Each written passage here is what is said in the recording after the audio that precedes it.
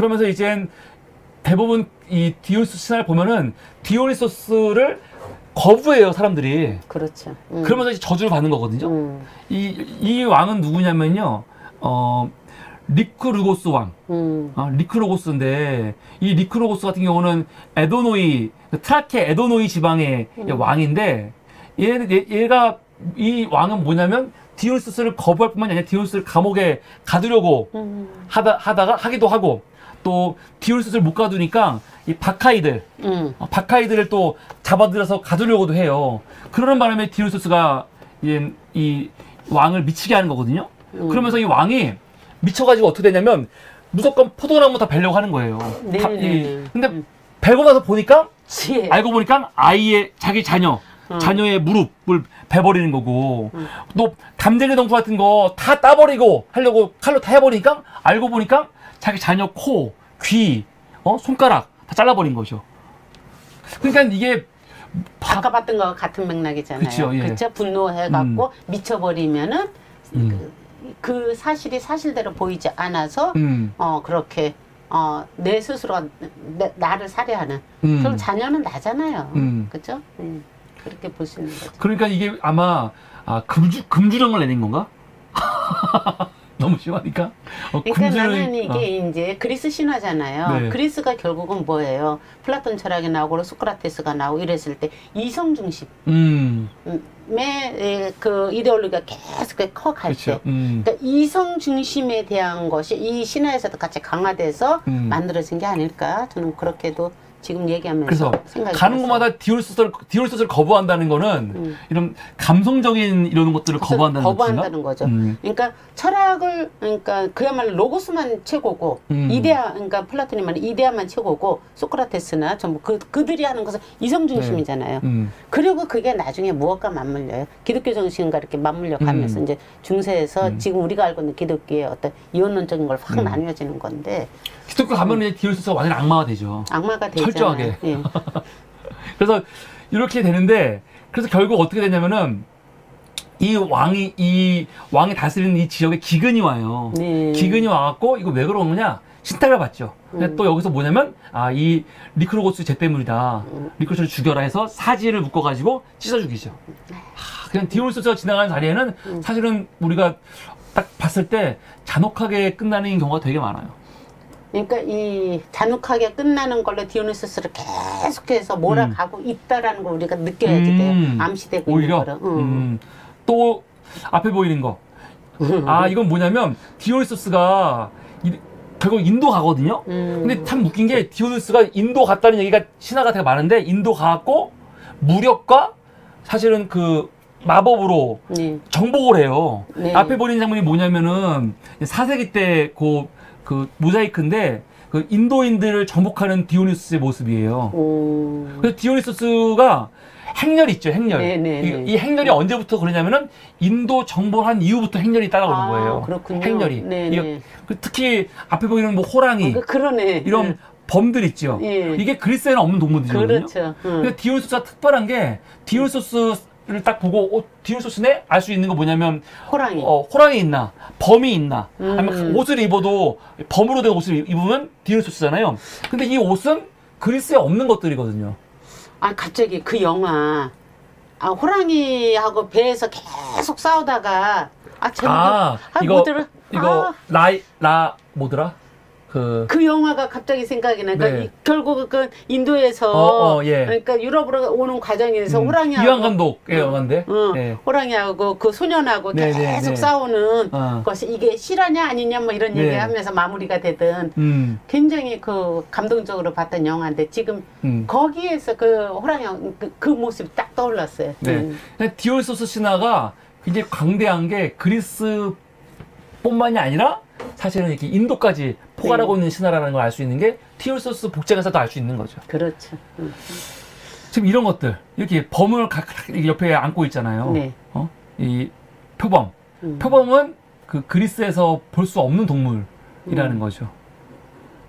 네, 그러게요. 이 신화도 중요한데 펜테우스 관련된 이야기. 펜테우스가 누구냐면 세멜레의 조카예요. 조카니까 디오니소스 입장에서는 사촌이죠. 사촌이잖아요. 그런데 이게 문제가 뭐냐면 이 사촌도 디오니소스를 받아들이지 않는 거예요. 세멜레의 조카면 사촌이 아니라 작은아버지지. 세멜레의 조카니까? 세멜레의 아들이잖아, 디오니소스는. 네. 아들이고 조카면은 조카면? 그 디오니소스가? 한 대 아래잖아. 조카는. 그러네. 그러면 우리가 그게 중요한 건 아니지만 그래서 어쨌든 받아들이지 않는 거죠. 이게 또 이제 받아들이지 않는 거예요. 무시하고. 그러니까 예수님이 그 가족들과 친지한테 인정받지 못한 거하고 비슷한. 그렇죠. 거예요. 그래서 신으로 믿질 않아. 더군다나 우리가 지난주에 봤던 테레시아스, 그 눈먼 장님이면서 예언가, 아주 그 예언가가 얘기해요. 신 맞다고. 믿질 않는 거예요. 디오니소스가 이때는 신의 반열에 올라갔을 때거든요. 근데 믿질 않으니까 디오니소스가 어떻게 하냐? 디오니소스가 참 진짜 이것도 무서운데 펜테우스한테 나를 숭배하는 여성들 이거 축제 있잖아요. 여기에 초청을 하죠. 그런데 여기에 오려면 여장을 해야 돼. 여장을. 남장을 하면 찢어 죽을 수도 있어. 여장을 하고 오는데 와서 보니까 테베 여인들이 한테 디오니소스가 체면을 걸어요. 체면을 걸어갖고 요 펜테우스가 멧돼지로 보이는 거죠. 그래서 멧돼지 사냥을 하면서 이 여인들이 멧돼지를 찢어 죽이는데 그 멧돼지의 목을 자르는 게 누구냐면 그 엄마 아가베죠. 제가 아가베 했죠. 아가베의 아들이거든요. 이게 연극으로 상상하는 거예요. 그 아들의 얼굴을 잘라고 그 자른 머리를 가지고 아주 의기양양하게 테베로 돌아가는 거거든요. 테베로. 그것도 테베예요. 맞아요. 그러니까 멧돼지 얼굴인지 알고. 이거 얼마나 무서운. 그래서 나중에 이 엄마 같은 경우는 사실 광기에 시달리며 살죠. 그럴 수밖에 없죠. 더군다나 그러니까 오이디푸스처럼 그 조카 이름이 아까 펜테우스였나? 네. 그 펜테우스도 사실은 굉장히 선정정치를 했던 사람이라는 거죠. 그 당시에 이성적이고 그렇게 선정정치를 했기 때문에 이것은 문란한 거니까 디오니소스의 그런 것을 없애야지 돼 라고 했는데 테레시아스가 아니라고 얘기를 해도 오이디푸스가 똑같은 거잖아. 맞아요. 아니라고 얘기를 해도 그 말을 믿지 않고, 왜냐면 자기는 정말 거리낄 게 없거든. 그러니까 열심히 선정정치를 했기 때문에 이게 오만이라는 거예요. 이게 참 이상해요. 원래 이렇게 정치를 하면 인정받고 잘 돼야 되는데 왜 욕을 먹어야 돼 이렇게?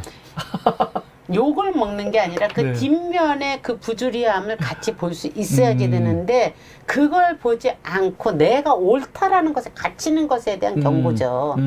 그러니까 진정한 의미에서 이성은 내가 옳음에 갇히는 것이 아니라 상대, 보여지지 않는 그림자까지도 인정할 수 있는 겸손으로부터 이성이 온전한 이성이 되는 건데 그림자를 무시하는 게 일반적으로 생각하는 이성적인 거라고 생각을 한단 말이에요. 옳음을 주장하는 게.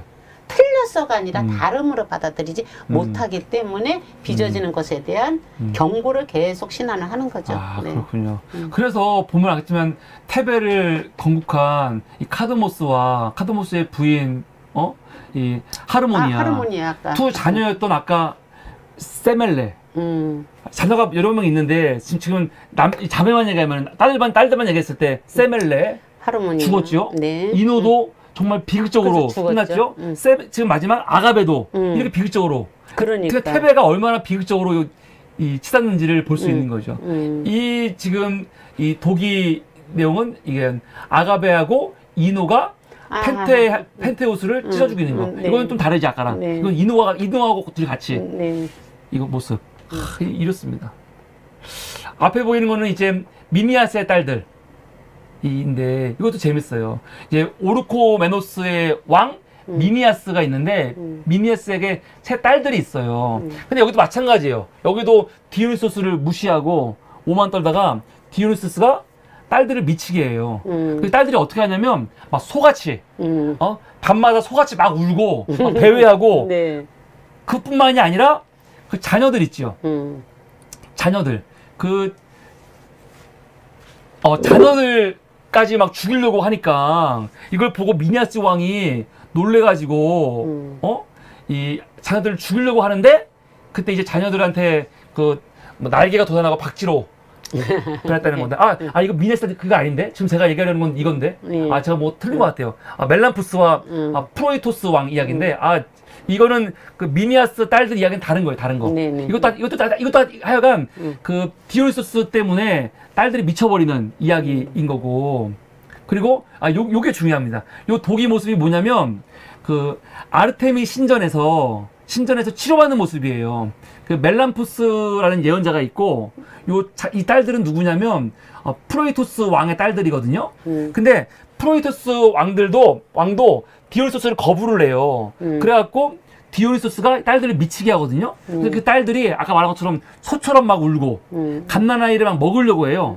그래서 이 프로이토스 왕이 이 딸들을 고치려고 노력을 하는데 어떻게 고쳐야 되는지 모르니까 당시 예언자였던 그 멜란푸스한테 물으려요. 그 멜란푸스가 뭐라고 하냐면 이거 고칠 수 있다. 대신 당신 이 왕국의 3분의 1을 걸어야 된다. 받아들이지 않아요. 받아들이지 않으니까 더 심해지거든요. 그때 와갖고는 이번에는 이 왕국의 3분의 1을 걸어야 된다. 이런 식으로 얘기를 해요. 그런데 이거에 대해서 왕이 안 받아들이다가 나중에 딸들이 완전히 미쳐갖고 문제가 되니까 그때 가서 이제 받아들이죠. 그러면서 이제 자기 딸을 이 멜란푸스하고 멜란푸스의 형제 비아스가 있는데 그 두 사람한테 이제 맡겨가지고 뭐 자녀가 이제 뭐 유죄됐다 뭐 그런 이야기거든요. 그러니까 이 멜란푸스 이야기에서도 디오니소스 때문에 미치는 이야기가 나오고 그리고 사실 이게 재밌어요.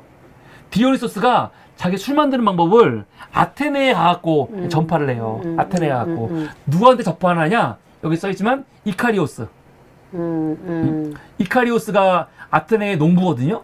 요 이카리오스한테 포도나무 재배하는 법 그리고 술 만드는 법을 만들어요. 그래서 이카리오스가 술을 먹으니까 너무 좋아. 그래갖고 그거를 그 주변에 그 목동들 그 동료들이죠. 동료들한테 술을 줘. 근데 처음 먹어봤죠?